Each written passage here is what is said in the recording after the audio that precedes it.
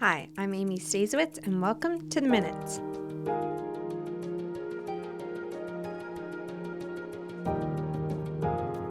Thanks for listening today. It's great to have you along on The Minutes for the week of April 13th. This is a City of Thunder Bay podcast. The Minutes takes a look at what happened at standing committee meetings and city council meetings. You can find The Minutes wherever you get your podcasts, including our YouTube channel and our website, thunderbay.ca/theminutes. And don't forget to subscribe so you never miss an update. There was a packed agenda on Tuesday's Finance and Administration Standing Committee meeting. Some of the topics included a report on the 2025 Annual Safety Review, an amendment to the election sign bylaw, an update on the 2026 tax policy, an update on the internal audit, a request from the Thunder Bay Community Auditorium Capital Reserve Fund, and finally a request for Marina fuel storage funding application. We'll go over the main takeaways from the Finance and Administration Standing Committee meeting, and then I'll sit down with Cory Halvorsen, Manager of Parks and Open Spaces, who will give us more insight into the Marina's operations. So let's get started. Like all meetings, the night began with a land acknowledgement and then right into the agenda. The first report for the Finance and Administration Standing Committee was the city's annual update on workplace safety for 2025, including injury trends, safety programming, and WSIB costs. Overall, workplace incidents rose slightly this year. Mental stress injuries, especially among paramedics, continue to make up a significant portion of cases, although prevention efforts and mental health supports are helping to improve the situation. WSIB costs did decrease by nearly $911,000 compared to last year, mainly due to those prevention efforts. Finally, the city's safety management system is now fully in place, aligned with ISO standards and with further auditing planned to support continuous improvement. Standing Committee had some questions and provided their feedback, but in the end, they decided to refer it to Council. The second report from administration deals with proposed updates to the city's election sign bylaw. Right now, the city's bylaw includes a number of rules around election signs, things like size limits, how many signs can be placed on a property, where they can go, and restrictions tied to wards and public property. After feedback from the last municipal election and a broader look at how other municipalities are approaching this, administration is recommending a shift towards a more flexible approach. The idea is to remove many of those strict limits on size, number, and placement, and instead focus more on general safety rules, like making sure signs don't block traffic visibility, interfere with sidewalks or emergency access, or create hazards. At the same time, important protections stay in place, including rules around not placing signs near voting locations and ensuring property owners still have to give permission before any signs go up. One key change is about timing. The proposed update would allow election signs to go up starting when nominations open, which is May 1st. This will give candidates the full length of the municipal election period to promote themselves. Standing Committee asked administration to further investigate some of their proposed amendments in the report and decided to refer it to Council. Next up was a report that sets out the city's proposed tax policy and rates for the 2026 taxation year. Administration is recommending a phased approach for 2026 taxes. What that basically means is a small change to how one group of large industrial properties is taxed, resulting in slightly lowering their tax ratio while keeping all other property tax rates the same as last year. This is part of a longer-term plan to make the system more fair between different types of properties without adding extra pressure on residential taxpayers. For most homeowners, the total tax increase works out to be about 3.6%, and the majority of that comes from the approved city budget for 2026. The actual adjustment to tax ratios only adds a very small amount on top of that. The report also notes that the final tax bill would be split into two payments, due in August and October of 2026. Standing Committee endorsed the annual tax policy and it will now go to Council for final approval. The next report from administration covers two key items: the updated internal audit charter and the 2026 internal audit work plan. Internal audit is basically the city's built-in check system. It looks at how programs, finances, and operations are running to make sure everything is working as it should and that public money is being used properly. The internal audit charter is the rulebook for how internal audit operates. It confirms that the team is independent, has the authority to do its work, and can access the information it needs. The 2026 update brings it in line with current auditing standards, makes roles and reporting clearer, and updates sections around investigations, advisory work, and working with external auditors. The 2026 internal audit work plan is basically the list of audits planned for the year. It's built using a risk-based approach, meaning it focuses on areas where there's higher financial or operational risk. This year's audit includes things like credit card use, payment security, cash handling, fuel management, vendor payments, vendor machines and ATMs, lease revenue, and compliance at facilities like golf courses and arenas. There's also ongoing monitoring for things like duplicate payments and follow-ups on past audit findings. Standing Committee supported the report and no further decision is needed from Council. The next report is requesting the Finance and Administration Standing Committee to support a $36,000 transfer from the Thunder Bay Community Auditorium Capital Reserve Fund. The Thunder Bay Community Auditorium is a city-owned facility operated under a lease agreement. While the operator handles day-to-day maintenance, a reserve fund was created back in 2023 to cover larger capital repairs and protect the long-term condition of the building. This request is for urgent safety-related upgrades, including $13,000 for a fire sprinkler system improvement and $23,000 to replace aging backflow prevention valves. These are needed to maintain safety standards and keep the facility in good working condition. The reserve fund has about $350,000 available, so it can fully cover the cost of these upgrades. The report also notes that longer-term planning is underway for future renovations, including work with engineering and architecture consultants. Standing Committee endorsed the request, and it will now go to Council for final approval. The final report from administration was a request to endorse a funding application to help support upgrades to the Thunder Bay Marina's fuel storage and dispensing system. After earlier tenders came in significantly over budget, the city is now redesigning the project and seeking external funding through the Northern Ontario Heritage Fund Corporation to help close the funding gap and improve the chances of moving the project forward. We'll find out more later on and what it means for the marina from today's Minutes guest. The funding application was endorsed by the Finance and Administration Standing Committee. All right, so that's it for meeting updates for this week. Next up, I'll be joined by today's guest to talk more about future upgrades happening at our marina.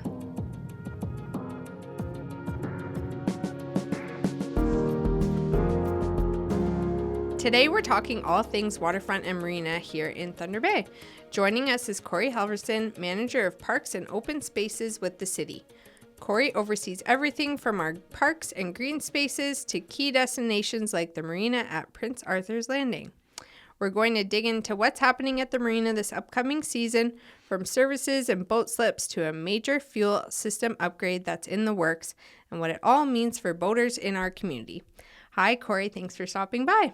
Oh, you're welcome. Okay, so the ice is melting. Things are looking up for spring, summer. I'm hoping, but anyway. Okay, so to start off, can you give us a quick snapshot of what the Thunder Bay Marina has to offer for boaters? Yes, so we do offer seasonal boat slips. So once you are in the marina and have a seasonal contract, you have the option to opt back in each year, which provides some stability to boaters that want to invest in the boat. We have about 270 slips in total. We operate from the middle of May, so around May 15th to October 15th. This year, we're going to have to see how fast the ice does clear and how fast we can get up and running. Maybe a little bit of a delay, but that's our objective each year. So, so those boaters have access to not only their slip, but fuel services, pump out services, and a boater services building that has access to washrooms and some laundry facilities. So, and it's all right down in the center of Marina Park, where there's a lot of other activities and inside of all the events. So, it's really a prime location for a boat slip. Right, and then say someone's visiting with a boat, does their boat slip include that they can use those facilities?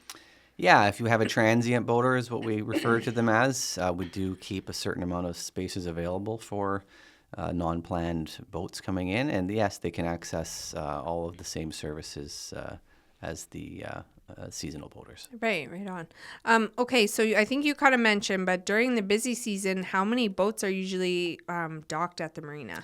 Yeah, so we have 270 approximately slips. So we're running around a 95% utilization rate, so almost full every year. And that is for actual slip holders. We have a boat launch as well at the marina, so we will have other boaters coming in and out that way. And we also have dry land spots as well. So those are for sail type boats that are smaller and are stored on land, but then the users come and launch them and use them from the marina. Right. I wish I had one of those boats. Okay, so if someone wants to get a boat slip, how does that process work and where do they go to sign up?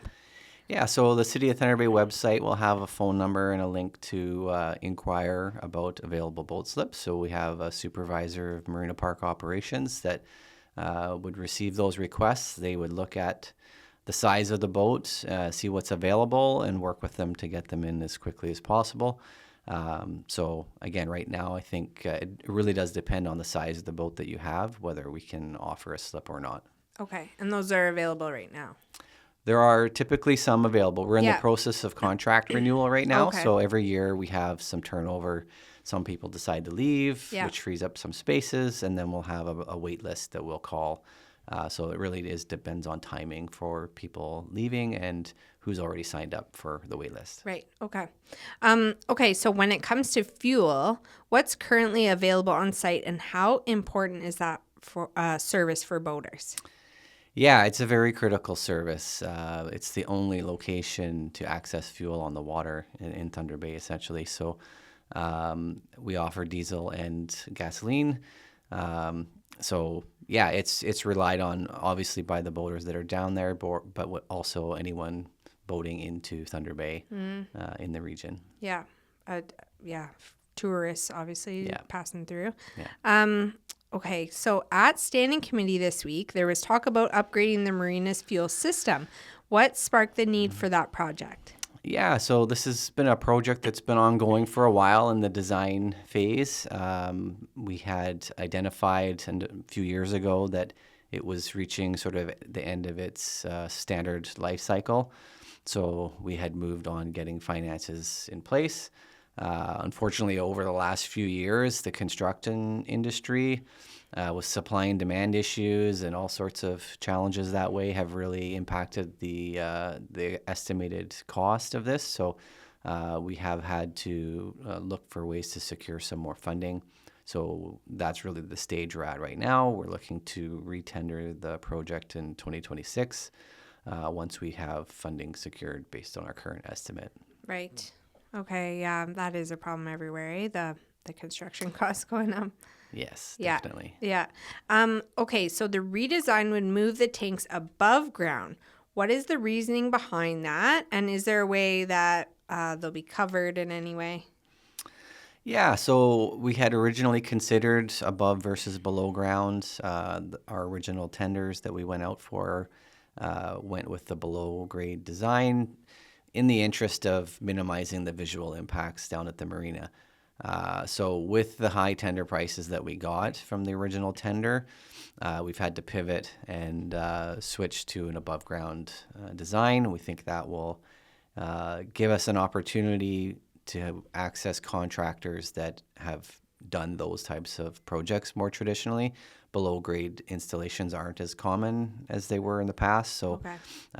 so we're hoping that that will either reduce project costs or increase the number of people that bid on the project.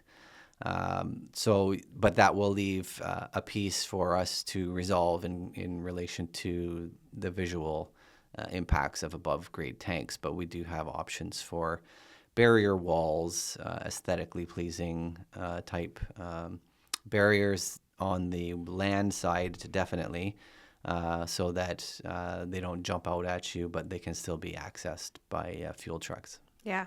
Okay. That I know that'll be a big deal for people. I know they'll be wondering about that.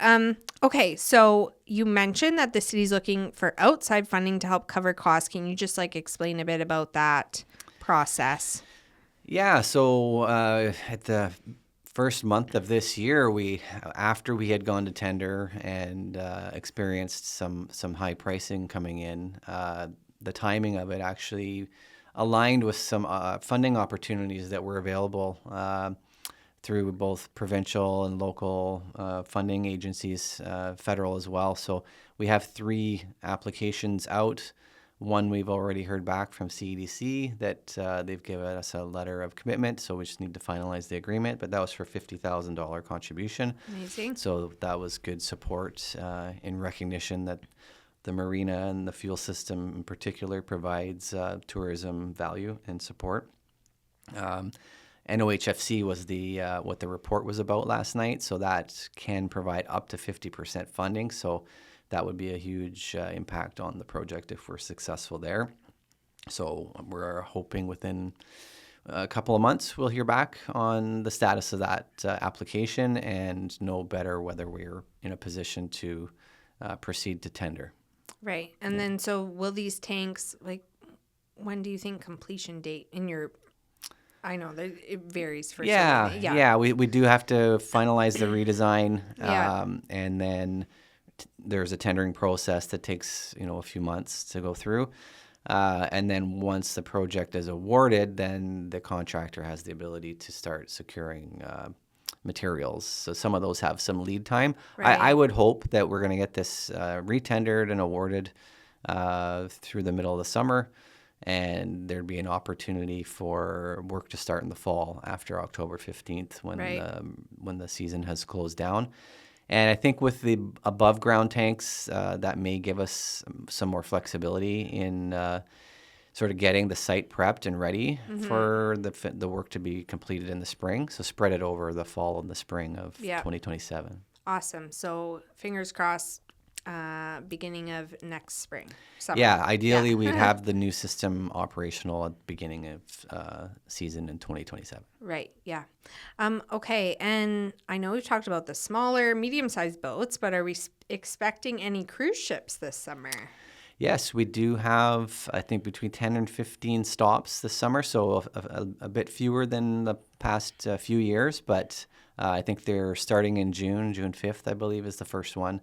And I think they're heavily weighted in the month of June, so we might see most of the ships come through in that period, and then a little more sporadic throughout the summer. Right, that's such an awesome addition. Yeah. And okay, and while I have you here, any other updates from your area in general that you want to update people on? Yeah, well, the festival area construction will be starting in a few weeks here, so that has an impact on the marina as well. So there'll be some road closures in May and June, and access to Camelot parking lot will be impacted for a period of time. We're trying to get the roadway and parking lot reestablished before Canada Day, and then be able to provide as much access to it as possible through the summer. But there will be work ongoing throughout the summer, sort of in the middle of Marina Park, between the festival area and the baggage building. So residents will notice those impacts on being able to access that space. And pedestrian foot traffic will be sort of directed through certain corridors. So yeah, that's Right. happening down at the marina, Yeah. which is one of a big project that has been in the works for a while, and phase one of it is starting construction this year. Okay. And what kind of things are being upgraded? Well, the festival area project itself it's a redesign, reconfiguration of that whole area from Camelot Park north to where the festival grounds and parking lot are. So Yep. it turns the orientation of the stage around. So the stage, when it's completed, not this year, but in next year when they do that work, there'd be a stage area that would be on the north end, facing Okay. out towards the water, essentially. And so it's changing the road networks, converting it to pedestrian ways versus roadways, redesigning the green space for where the patrons attend festivals and how the area is programmed. And then there's also some planned building changes too. So there's likely some opportunities for future enhancements to build off of the festival area project that's been approved. So Yeah. it is a big change and improvement that again has been in progress for a few years in the design phase, and now we're implementing construction. Exciting. Yeah. Big year for 2027. Yeah, Yeah. and the conservatory, I guess I'd mentioned too, we reopened in December. I think we're likely going to see some progress on completing the grounds work surrounding the front of the conservatory too. So fingers crossed by the end of this season we'll maybe be able to button up the entire site work side of it as Yeah. well. So, but definitely encourage everyone, as the weather's warming up and you venture outside, go visit the conservatory. The display areas are all fully open, and we want to get people in to see a wonderful facility that was built there. Well, that's a wrap. Thanks so much for the updates today, Cory. And a big thank you to you and your team for all the work you do to keep our marina running smoothly and continue to make it one of the real gems of Thunder Bay. Thank you. Okay, so that's it for this week's episode of The Minutes. Thanks again to Cory Halvorsen, Manager of Parks and Open Spaces, for joining us. If you want more information about City Council agendas or minutes, visit thunderbay.ca/council. You can catch the minutes every week wherever you get your podcasts, on our YouTube channel or on our website at thunderbay.ca/theminutes. And if you haven't already, hit that subscribe button so you never miss an update. I'm Amy. Thanks again for listening to The Minutes, and have a great week.